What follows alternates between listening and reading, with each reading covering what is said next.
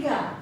Saya Jabi sebagai pemandu di podcast siang hari ini. Sebelum kita memulai pembahasan lebih jauh, alangkah lebih baiknya kita berkenalan dulu sama satu persatu narasumber kita di siang hari ini. Kita mulai dari ladies first, Mbak Ulia. Oke, Menghadap terima kasih atas waktunya Ibu Moderator. Saya Baik Nurul Ulia, dosen dari D3 Pariwisata, peserta LATSA angkatan 12. Terima kasih. Silakan Ibu. Baik, assalamualaikum warahmatullahi wabarakatuh. Saya Iliana Mufa, peserta LATSA CPNS tahun 2022, angkatan 12, gelombang ketiga atau kelompok ketiga. Silakan Mas Yanti. Kenalkan, saya Yodi Bibiadi. Saya dosen prodi manajemen peserta LATSA yang sama dengan angkatan ini. Silakan yang terakhir Bapak. Assalamualaikum.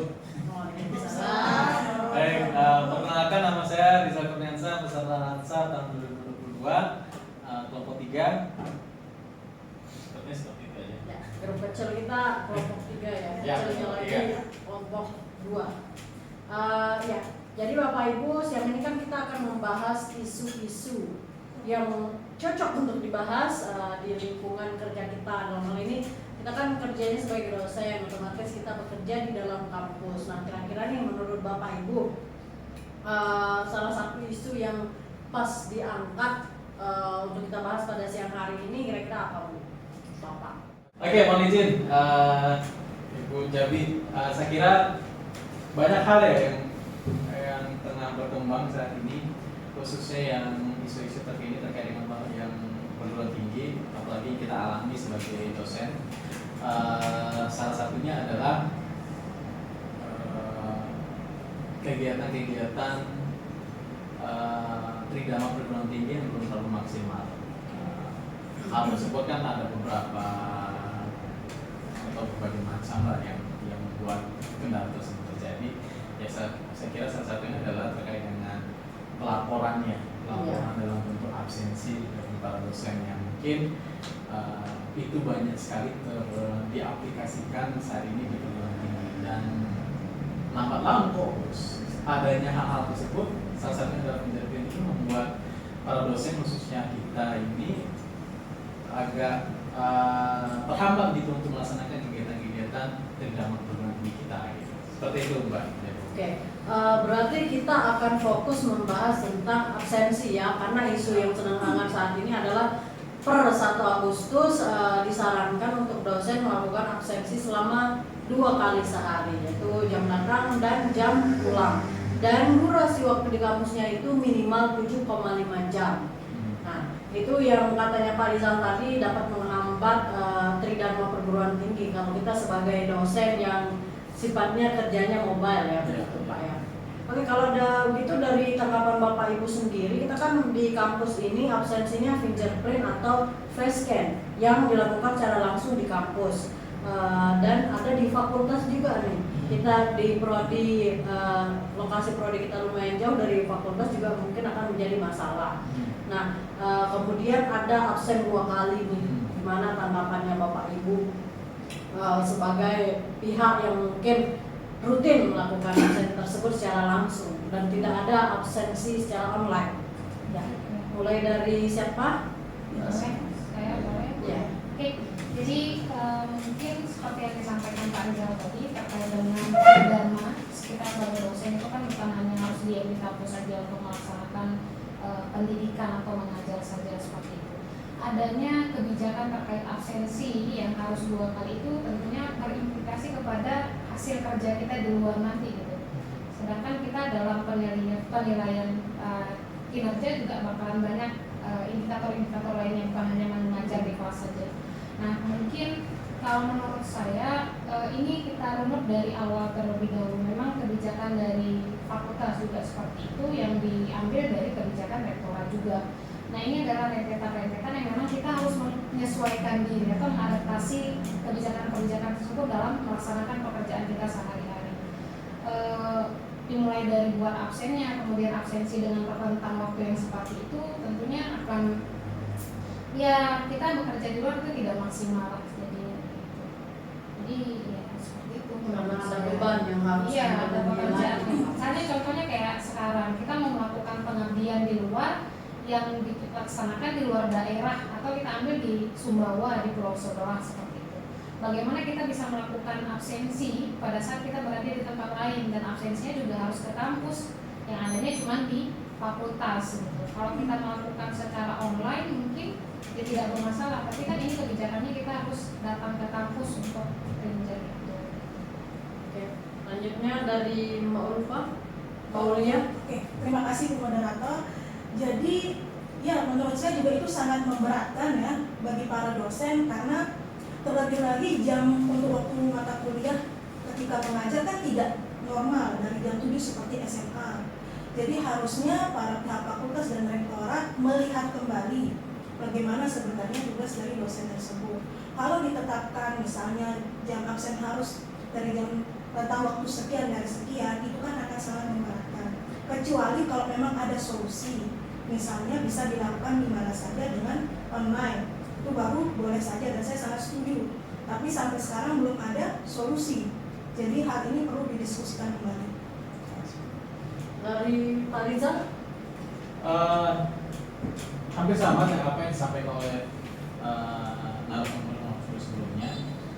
Dan permasalahannya yang timbul nantinya saya kira terkait dengan kayak uang lauk pauknya yang kita dapatkan sebagai dosen itu juga akan terhambat. Karena bagaimanapun juga kan jumlah uang yang kita dapatkan dari lauk pauk tersebut kan tergantung dari absensi juga. Jadi kalau misalnya kita ada absen di kampus ya otomatis ya uang lauk pauk juga ada terpotong gitu. Nah itu yang patut disayangkan juga gitu. Saya kira harus ada solusi-solusi yang terbaik lah saya kira untuk diterapkan oleh atau dikeluarkan oleh para pimpinan kampus untuk mempermudah bagi para dosen ini agar bekerja lebih fleksibel. Ya, karena terkadang kan kita secara fisik tidak dapat melakukan absensi, tapi fisik kita bekerja. Iya, betul. Bekerja untuk kampus. Iya. Dan terakhir dari Pak Yeldi. Ya, kalau dari saya ya sebenarnya hampir mirip dengan anak-anak ini, seperti menghambat kinerja dosen juga. Hanya saja menurut pandangan saya ini lebih memberatkan ke fakultas. Kenapa begitu? Karena salah satu indikator penilaian fakultas itu adalah penilaian di IKU. Ini akan merembet ke arah IKU 3, di mana dosen berkegiatan di luar. Itu akan menghambat kita, di mana kita harus tetap bolak-balik kampus, kita juga ada kegiatan di luar kan. Itu nantinya akan bisa menurunkan nilai fakultas kita. Saya rasa itu. Jadi akan lebih baik jika ada diberlakukan absensi online. Baik. Jadi menyambung hal yang dikatakan Pak Yeldi terkait dengan indikator kinerja utama, memang sekarang ini kan kita sedang mencoba menerapkan itu. Nah, salah satunya memang sebaiknya dosen-dosen juga diberikan leluasa untuk beraktivitas di luar ya, untuk melakukan pendidikan juga bisa sekarang untuk di luar, itu akan berpengaruh terhadap bobot kita nanti. Karena sekarang kan dosen-dosen diwajibkan sebenarnya untuk berkegiatan di luar, tidak Iya, seperti betul. zaman dulu kan. Iya, Maksudnya betul. mungkin sembunyi-sembunyi punya kegiatan di luar, punya penghasilan di luar. Betul. Sekarang sudah diwajibkan gitu. Karena untuk mendukung pula kualitas kampus, kemajuan kampus sudah seperti apa. Nah tadi kan kita sudah membahas nih akar-akar masalahnya dari absensi yang harus dilakukan secara offline atau secara fisik ya. Nah kira-kira nih dari Bapak Ibu ada saran ke depannya yang mungkin akan bisa menjadi masukan bagi lembaga untuk kita menerapkan absensi secara online misalnya, sehingga kita bisa bergerak lebih fleksibel lagi. Dari Pak Rizal. Ke depan absensi lebih fleksibel lagi. Salah satu untuk diterapkan ya by online. Gitu ya. Online adalah salah satu cara yang mungkin bisa diterapkan atau diterapkan oleh